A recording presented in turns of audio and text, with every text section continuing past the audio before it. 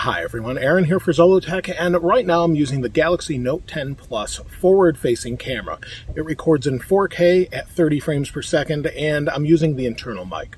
So I thought we'd do a good versus bad video and see what's great about the Note 10 Plus and what's not so great. So let's take a look. Now the first thing that's great is the display. The display is incredibly bright. In fact, we're in pretty bright sunlight right now, and we're only at about half brightness. But if I turn this way up, you'll see it handles the sunlight with no problem. So it works really well, and of course it's a Samsung display. It's the best of the best at this point. The only thing it's lacking is a faster refresh rate, but overall everything on here just looks incredible. So overall it's very nice. Touch responsiveness, of course, is great.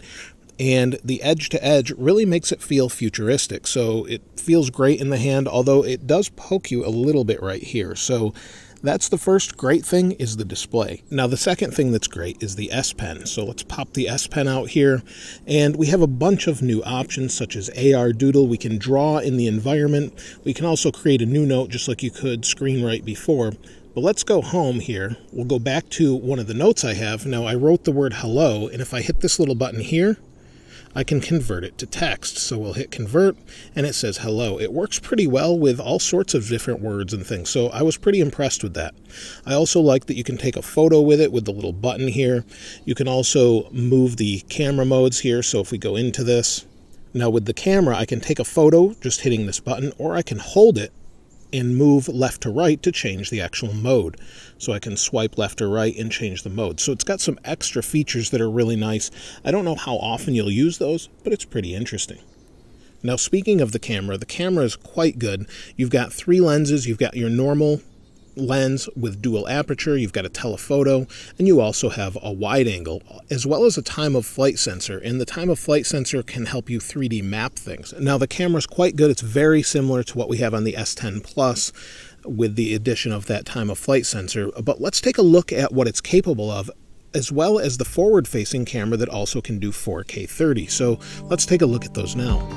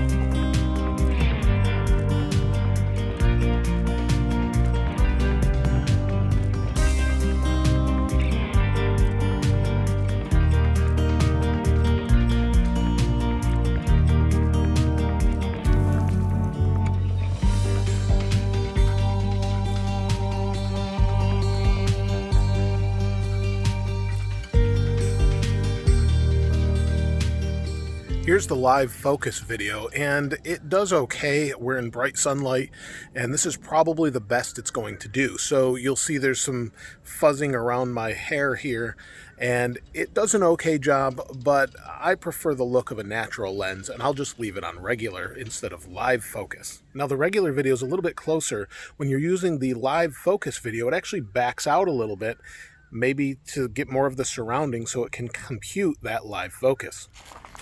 Now with video modes, when you're in 1080, you can use super steady shot.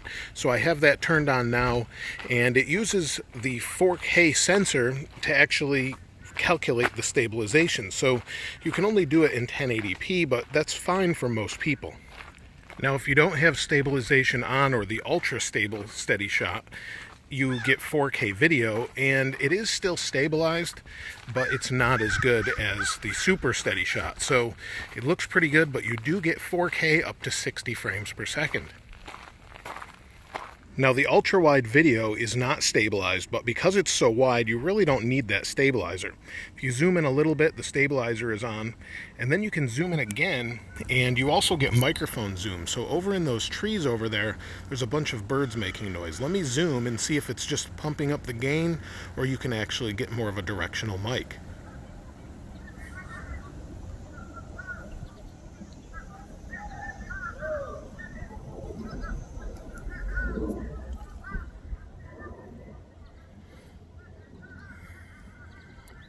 and that was 10x zoom. It was also digital zoom, so it didn't look very good, but hopefully that gives you an idea of what the mic can do.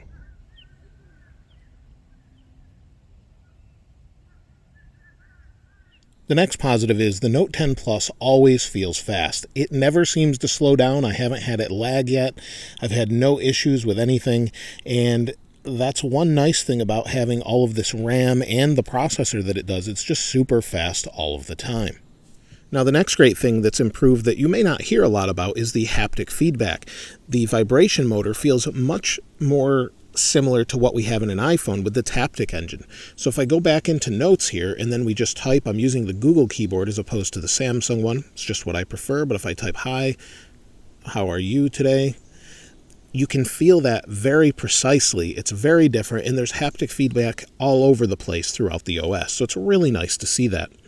Now, the next great thing is the battery life. Now, for some people, the battery life is not as good as other Notes, but for me, I've actually had incredible battery life with it.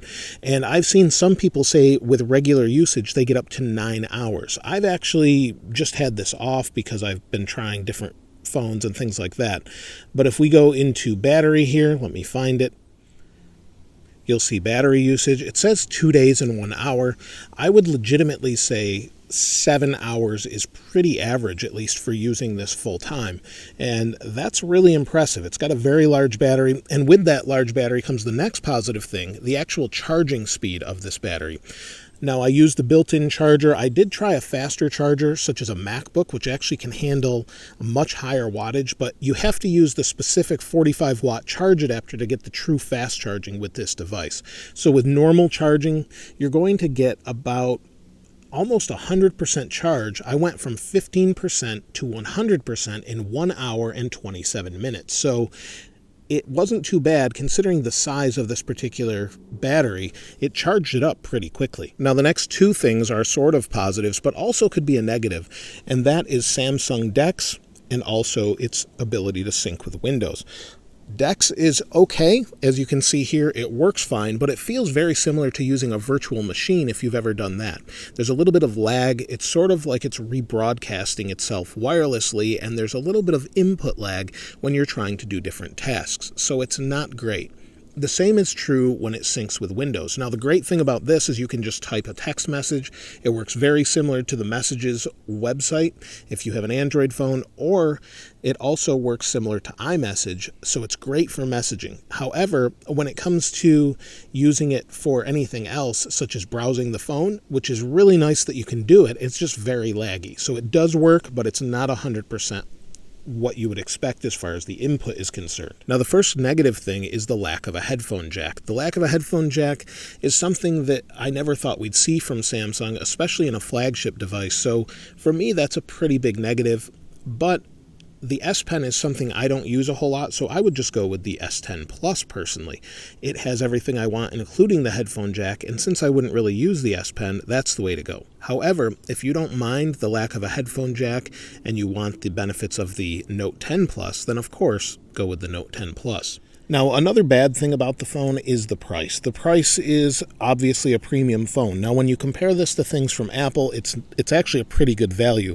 But this phone is not for everyone because of that $1,000 plus price tag. So just keep that in mind. If you're looking for a phone, you may want to wait for deals as they depreciate very quickly. And even T-Mobile has a buy one, get one free with new lines and things. So there are some great deals on this, but I might wait a few months before you purchase one just to get the price down a little bit. Another bad thing is the fingerprint sensor. And while it does work, it's hard to know exactly where it is. It's definitely better than the S10 Plus, but sometimes it's a little bit laggy. Other times you can put your finger on it fast, it doesn't recognize, it will say no match, press it harder, or it just sometimes doesn't work well. I've found that it doesn't matter if your fingers are wet or dry, it really doesn't make a difference. Sometimes it works well, other times it doesn't. I would prefer one on the back. So I've tried it all different ways. It works better than the S10 Plus, like I said, but it's still not as good as the one they used to have on the back of the phones. Now, the next bad thing is the speakers. Now, they're not bad. They do go fairly loud.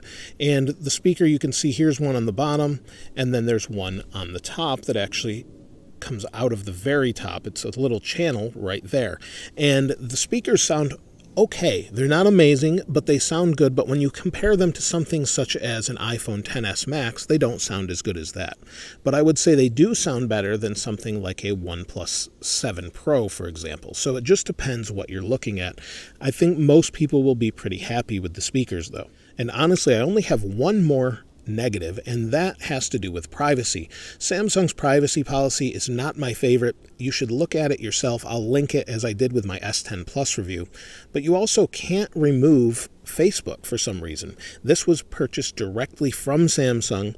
Maybe with different carriers you can, but you can go into the app info and disable it, but you cannot remove it without rooting the phone. So that's something that I think is very negative and speaks negatively towards Samsung's privacy policy, especially if you don't want to use Facebook. So that may be a huge negative for you. And that's really it for this Note 10 Plus. I think it's a great phone if you like the Samsung premium phones, wireless charging. You've got everything basically except for that headphone jack. And that's really it. But let me know what you think about it in the comments below. I do think it's a good phone, like I said, and I would love to hear what you have to say as well. If you haven't subscribed already, please subscribe and hit that notification bell if you'd like to see more of these videos as soon as they're released. If you enjoyed the video, please give it a like. As always, thanks for watching. This is Aaron. I'll see you next time.